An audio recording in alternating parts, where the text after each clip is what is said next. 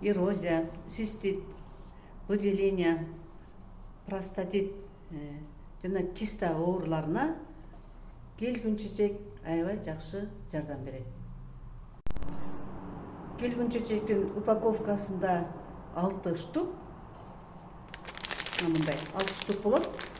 Бул келгүн чечекти составы кызыл колтук бакканын порошогунан, 150 дар чөптөрдүн тамырынан, куркума, анардын кабыгынын порошогунан турат. Муну кантип колдонобуз деп атсаңар, азыр мен силерге көрсөтүп берейин. Келгүн чечек мындай шприц түрүндөгү упаковкаланган. Муну колдоноордо бул жердеги колпачокту ачып, буну сууруп туруп, вагинально, ректально вводить этип коесуздар.